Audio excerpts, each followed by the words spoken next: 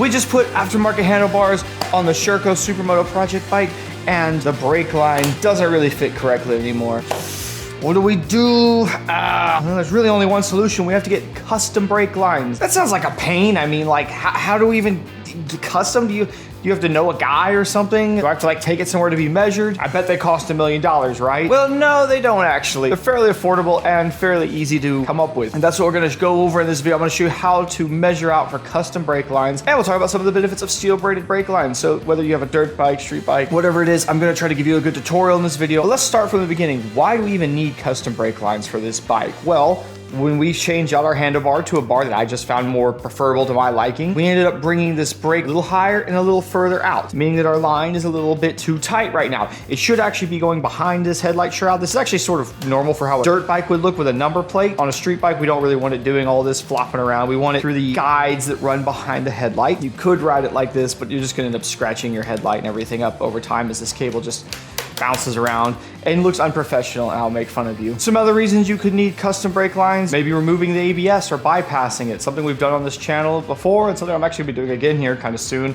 on the CF Moto over there. Or maybe your bike has old brake lines, wore out, especially the old rubber ones, those are really no good, and you want to upgrade to some very good lifetime warranty. We'll get to that more in a second.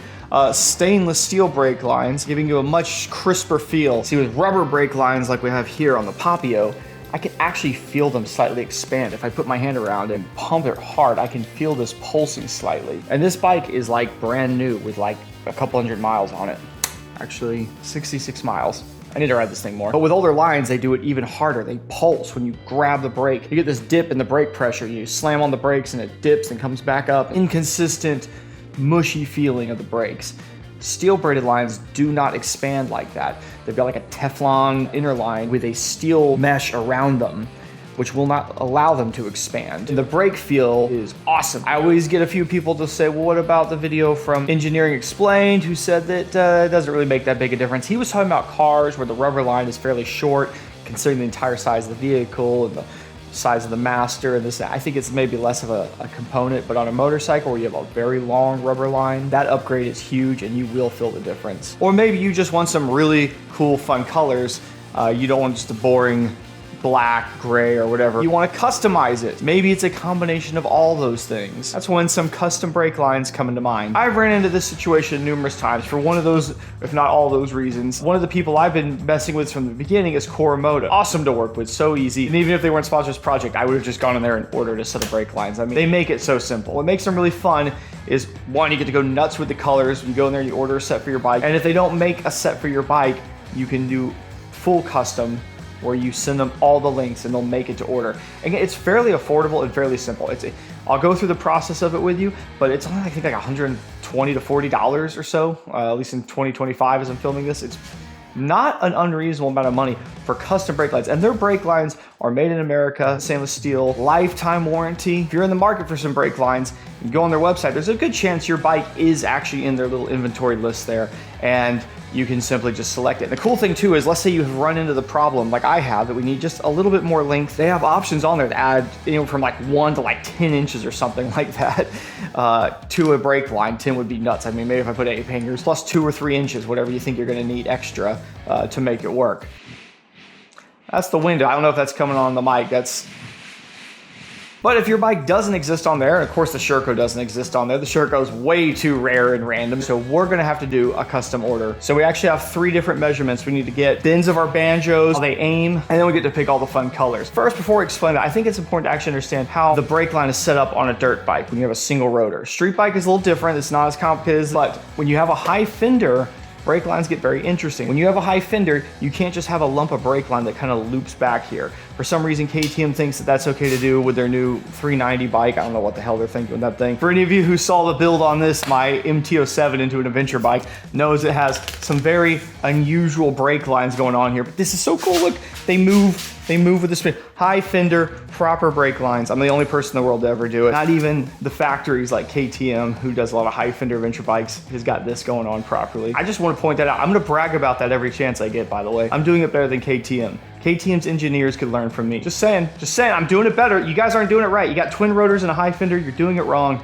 I did it right. This is also typically why the rotor is on the opposite side of the handlebars of the brake. You basically have this lower section, which comes off the brake and then is attached somewhere firmly. This all moves as a unit. From here up, there's an interesting bit in here, a stiffener tube. This whole piece will also travel with the suspension, and it needs to come up and have a point, usually somewhere above everything. This needs to move freely. That's why you never want to just zip tie this down to your fork. You see a lot of people doing things like that. When you've got near a foot of travel, that line has to scrunch up in this tight little space.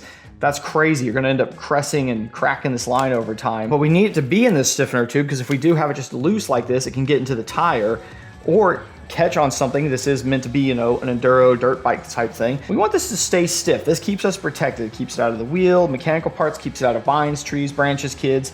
This is what we want. Oh, and by the way, you're also seeing there's 2 lines on this one. This is the Speedo pickup, which is also, Trail Tech sets these up for them. This bit is all stiff up until about back over there too, because they know it needs to work with the brake line. Once it gets up here, it needs to travel up and over to the brake. You see those arches? That's on purpose. That's our area that's gonna go up and down and kind of have our slack, our movement to work with the suspension. You see people that zip tie their brake line out of the way onto the handlebars. Now that thing can't do what it's meant to do. It's scrunching up all hard. It's flexing the stiffener tube to try to eat up with the suspension bounce. You want that thing to just be moving with the suspension. And I think it's important that you have the fundamentals of understanding what this is supposed to be doing. Nobody seems to know. And you can just tell by looking at people's bikes. They're always done crazy ways. Now, the rear on a dirt bike is honestly fairly similar, where you have a soft bit, a stiffener tube. It does a little bit of a loop, it comes back and goes into the master. So the way Moto wants you to measure these things is they want to know the lengths of each section. Again, if it's a street bike, it's just the length of the entire thing. One safe way we could simply do it is just to pull this thing off, drain it out, lay it out on the bench, and measure each section, knowing that essentially the bottom section down here and the middle stiffener tube section, those are going to be the same.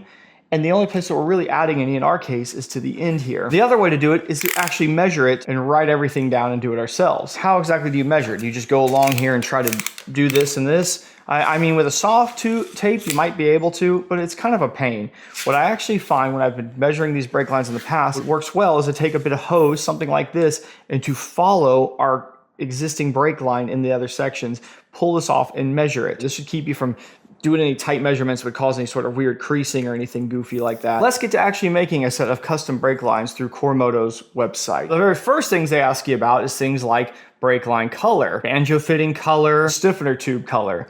So these are the first things. This is have fun. Pick whatever you want. Then we get down here, it says line 1, fitting 1. Now what does that mean? If we scroll down a little, it'll actually explain which of those lines it's talking about. It says the first one is the source of our hydraulic pressure. In other words, it's the master. That's the squeezy part up here, or the foot part. Now, when you click that down, you're gonna see a whole ton of just stuff in here, and it looks a little confusing, right? Well, again, let's scroll down past that, a whole list of the different type of banjo fittings they have. So let's go look at what we got. This banjo right here, maybe a slight kick out, slight degree down, which is funny, because if anything, I think it could use a slight degree up and over. I want it to come up slightly, and over slightly, because we're going to come out behind the handlebars over here. This is where we don't have to copy what they did. We can come up with our own thing. So I'm thinking 10 by 10 right combo. Yeah, I think that's what we'll need. That should get us a good bend on there. Now it wants to know about the second one. At our caliper itself, this one really is a completely straight one, and we could just copy what they're doing. But again, I think we could use a slight bend this way towards us and then slightly up. So we're going to do another one of those 10-10 combo bends. Now you need to look at the actual type of banjos that we need. That's the bolt that holds on the brake line. By the way, if you're wondering how a bolt passes brake fluid through it, it has a hole through it, big hollow hole through it, and 2 little holes on the side. The banjo is like a metal tube that goes around it with a open spot to let that fluid go through, then up into the brake line. Basically, we need to know what size banjos we run for that. If you're looking at a bike you don't know, you could just pull one of them off and try to find out. If you have to, it might mean go to the hardware store and stick it in that little, little slot thing to see what pitch. Being that these are Brimbos, they should be 1 by 1.0. You'll see things like double banjo or single banjo. These are all single on this because they're very simple, but a double is one where you have 2 banjos going into one master or one caliper. Sometimes you have one where it jumps from one caliper to another, so not always necessarily on the master. Regardless, a double banjo is nothing we'll need here. Also, you should note that On this bike, particularly I think on the rear, we're using a pressure sensitive banjo bolt, which tells the brake lights to turn on. And on the other end of that, we have a banjo bolt that has a bleeder built into it. So we're gonna just have to use our factory banjos, but hey, if nothing else, we'll get to steal the crush washers out of them, which we do need to replace when we do our brake lines. Now we've finally gotten to the part where we actually need to measure our brake lines to tell them what we need. Now, like I said before, the dirt bike ones are set up in 3 segments. The first one going from our master to the stiffener tube. Now this is the one for us, it's gonna be a little funny because we're not even in the right slot. We're gonna have to kind of float this in the air and kind of guess where we want this thing to run as it comes across. So this is where something, again, like a bit of tubing that kind of holds its shape as you run it across things can be really, really helpful. Also, one of the things we need to do is fully unload the suspension on the bike. That's gonna be the best thing to do. I've got a jack under it right now, so we're in the air, so is the rear tire. Look at how they say to measure it. They say to go from the banjo to the next end. So I'm gonna take this down here and I'm gonna hold my piece of tubing right on the other side of the banjo. Hold it on here, I'm just gonna pinch it with this hand. Then we're gonna take our hose here over across the dash. My brake guide is right here, my first one. I'm just gonna run this hose through there, pull it through. We'd still like to give it a little bit of space in here so that when the suspension's fully unslacked, it's not gonna smack into the dash or hit anything funny. Now, if you can imagine here, this thing has about a foot of travel. So watch this, when we come up, it's gonna do funny things like come way up in the air. Have you ever seen when you come off a big jump? That's what your brake line does. It's supposed to do that. And that's what this extra bit of space in here lets us do. This is where the stiffener tube really should be starting. Kind of pinch it off right here and say that needs to be the first bit of length that we need to measure. It gives us right around 16 inches, 16, 17 inches is what I'm getting. And it looks like what I ordered was 16 inch, so it's pretty darn close. For measurement 2 to 3, which is the stiffener hardener tube, we know we can go through our guide, which I showed you is right back here, kind of pinching it off where we measured it from the last place. We can simply just run this down to the bottom where our stiffener tube should go and measure this length. 25 inches. I'm consistent. That is literally what I ordered. Cool. Just one measurement left, which is our stiffener to our caliper. Easy enough. Once again, we're just going to kind of follow this line right here because we know that this is essentially correct. 12 inches. So it's not all that hard. And if you're worried at all, maybe add an extra inch or so. And you put that order in, they show up in a week. They always take a week. And you'll have yourself some custom front and rear brake lines. Now you know what color we went with. I asked some of y'all in the last video what color combos you think I should go with. And we followed the similar scheme and did this. I will say I've made a little bit of a mistake. See, this blue is actually a pretty close match to the blue on our plastics. It's not 100% the same, but it's pretty darn close. This yellow is very yellow. It looks very good. However, it definitely does not match the high-vis yellows that we have on the bike.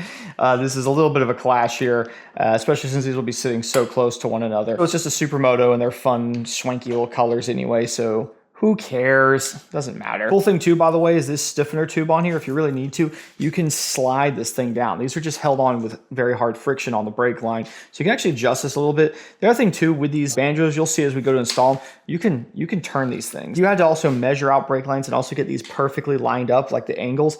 That'd be like nearly impossible. Nobody is that good. Anyways, we're not ready to put these on. We need to first take our old ones off. And step one in that is to drain our old brake fluid out. We basically need to clear the whole system out. So when it comes to doing that, there's a couple ways you can go about it.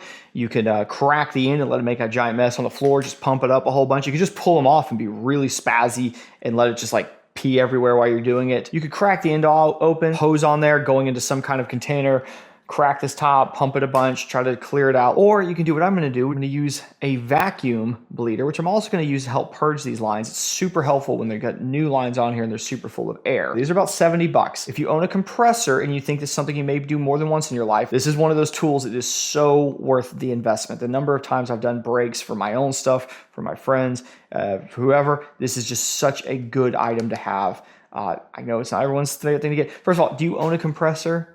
You should. I don't care if you live in an apartment or a house or whatever, go get one of those little pancake compressors. Not even just for this. In general, you should own a compressor. Secondly, if you feel like spending 70 bucks one day, get you one of these. If not, there are a number of other methods. I'm also going to point out a video I just saw this morning of all things. I saw Ari Henning, Revzilla, doing a video about reverse bleeding. Kind of cool, something I've played with once or twice, but because I have this, I just never bother. Reverse bleeding is a really cool method and could be very helpful. That doesn't help you get the old brake fluid out though. You still just need to pick those other methods. But regardless, I mean, I guess you could syringe it out bit by bit. There's nothing stopping you from doing that. Anyway, I'm going to shut up now and we're going to drain this brake fluid.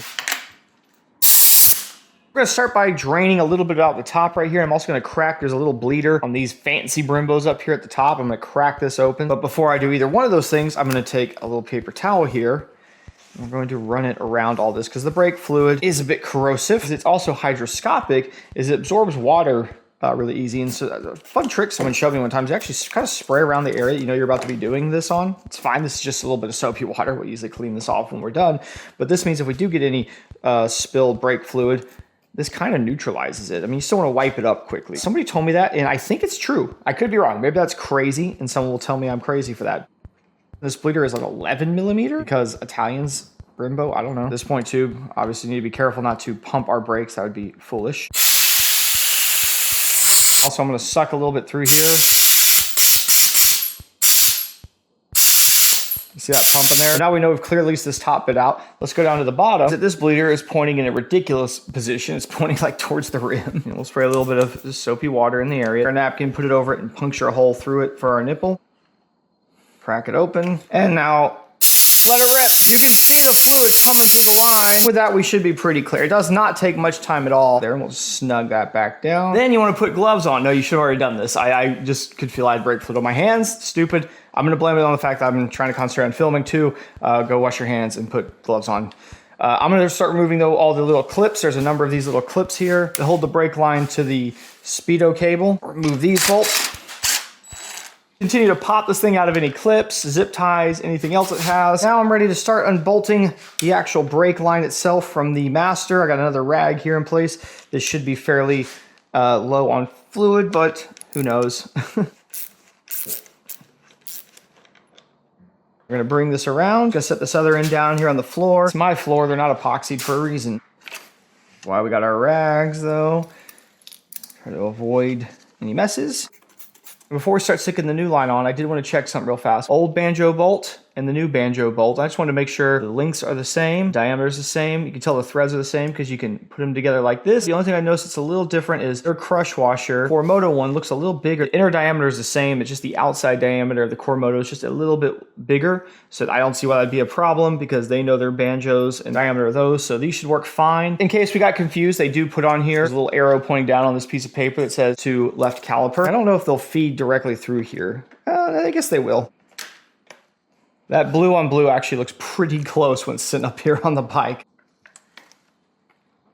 So I've just stuck the bolt in here. I haven't tightened it. I don't even have the crush washers in the right spot right now. It doesn't matter. We're just kind of sizing everything up. What I'm looking at is just where things are lining up. I could clamp it like this with my stiffener tube in the wrong sort of spot. I mean, it's in the right spot here, but like it really doesn't need to start till about just above here. If we look right here, the stiffener tube stops here. We got our rubber piece. And that would mean that this rubber grommet would always have to pass through this eye right here as the suspension bounces up and down.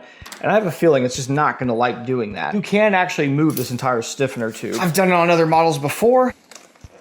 You make this come up higher. So I'm going to grab this rubber piece and see how I can slide it off of there. Right now I'm just going to slide it up a good bit. I'm going to grab the stiffener tube maybe from the other end here and pull on it. There we go. I've popped that up a bit. I've sort of separated this rubber piece from the rest of it.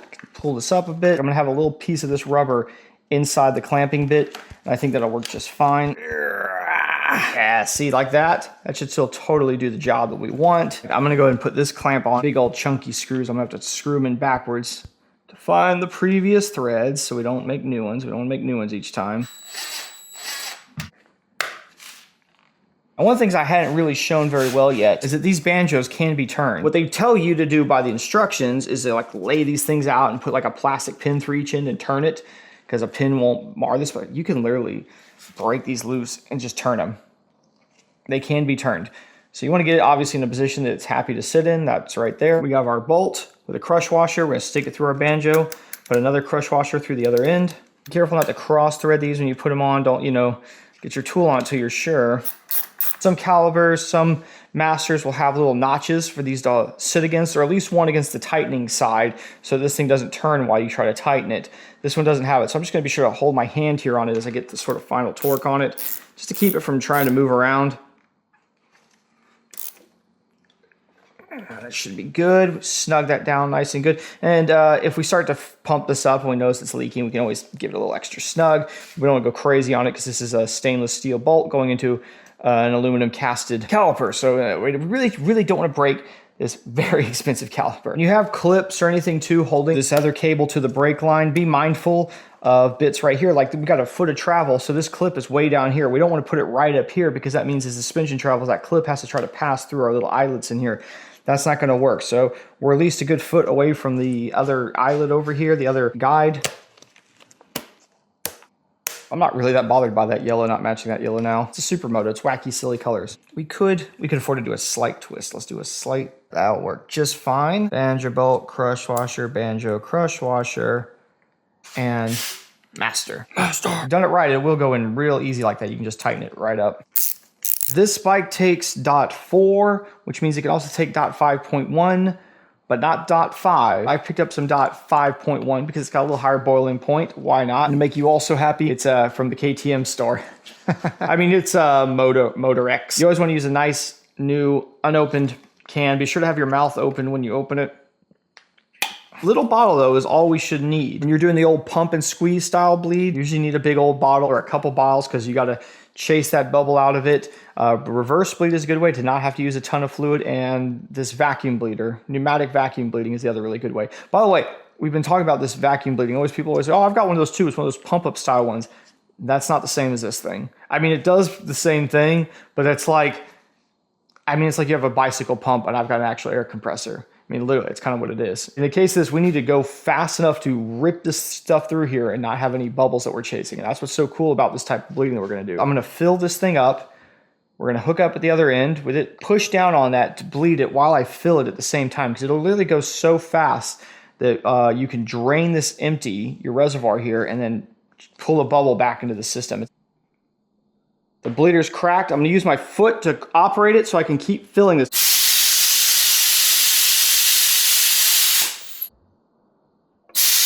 I can see it through here. That's the cool thing with this clear line. That was a very solid looking bit of fluid there. Let's bleed the top one. I'll do a couple of these. I'm gonna put my hand kind of over this. Pull it in hard and let go. Let it pop back. Sometimes if there's a little bubble right there, you can chase them out. That feels pretty close. And if I was a stunter, I make fun of those guys, I'd say that's good, but I think there's still a tiny bubble in there. I think we're gonna go back down to the bottom and give it one more hit, and I bet it'll be good. May do, before I try bleeding it again, I'll do the old manual one. While I've got the hose hooked up, that looks like a big solid line with no, I can see there's no bubbles in it. Ooh, I think that got it. Important to know what your brake feels like, and you wanna make sure that it's 100%. You don't wanna let a tiny air bubble in there. I know sometimes you go, I got it like 95% of the way. I'm not worried about that tiny bubble. As the brake fluid heats up, that little bubble heats up and turns into a big bubble. And it happens to people, they'll be braking hard, they're going, all of a sudden their brake lever just drops, foot pedal just drops. This is what happens with stunners a lot of times. They'll say, oh, I had brake fade. It's because their handbrake setup always has a giant bubble in it. Yeah, it could have been brake fade, but a lot of times it's big, bold air bubble. We're gonna top this off just, we've used maybe a third of that bottle. Let's do the rear. Shot right into my leg violently. Go and get me a paper towel, kind of wrapped it around. Then there's this guy, which is like a 20 or something like that. I don't have a wrench that'll fit on here, so don't worry, there's not a ton of pressure on this. Just, that feels pretty caveman, but it will work.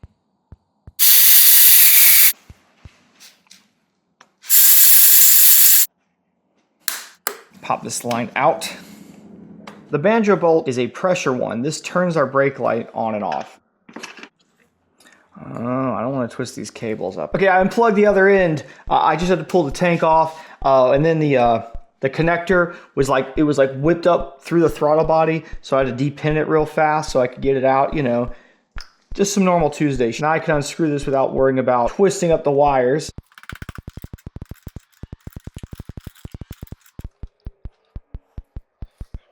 Because this rear line is the complete same as the one we just got ordered, we can do the cool trick where we actually make sure that these banjos are in the exact same place. This end, we've got our really tight curve on both of these. So this, I'm just gonna kind of hold with my hand. I can kind of square those up. Plastic pin, put it in here. I'm gonna pull these straight. I'm gonna see if I need to twist this one to match this one. And I need to come around with it like, and that should work right there. I've got them where they're now sitting at the same angle. We don't get to use the cool core Moto banjos like we were saying before, but I did grab the crush washers out and they are the correct size. Our banjo bolt, Crush washer banjo. And another crush washer.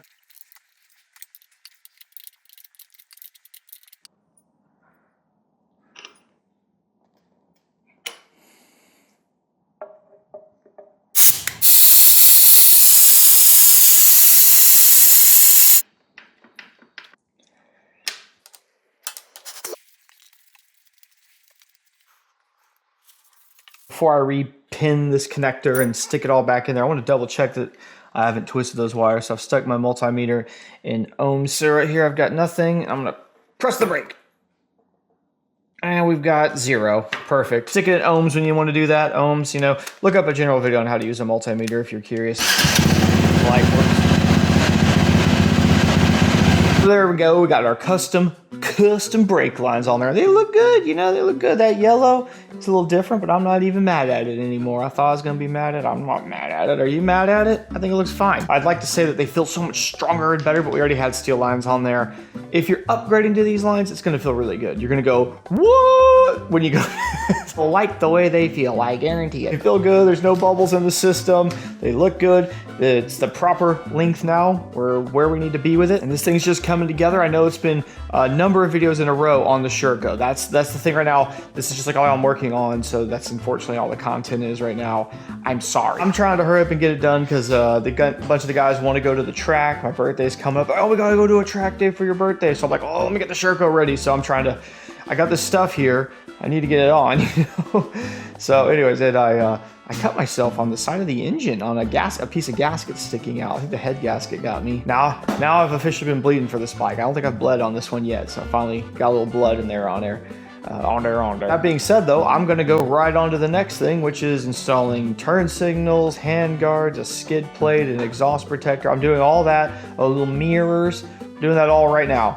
I'm just gonna go right on and do that. So if you want to see that, check out the next video. It should already be up on Patreon. For those of you on Patreon, sorry, a lot of these videos, we don't have, we try to do like extended cuts on these videos for the Patreons, but these installation videos, there's not as much stuff to do that with, so sorry. But if you do want to like come chat with me in my Discord or see these videos earlier ad-free and often extended, $1 a month to join my Patreon. I'm gonna dig right back into this thing. Okay.